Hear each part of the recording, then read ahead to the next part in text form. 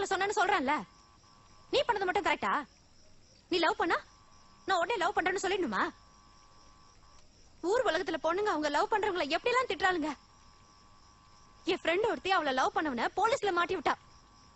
செம்ம அடி அடிச்சாங்க. இப்ப அதே பையனதான் லவ் பண்ணி கல்யாணம் பண்ணி இருக்கிறா. ஜாலியா இருக்கிறா. நான் திட்டதானே திட்டினேன், வேற என்ன பண்ண? சத்தியமா உண்மையில அப்பத்துல இருந்து எனக்கு ஆசைதான். புரிஞ்சுக்கோ.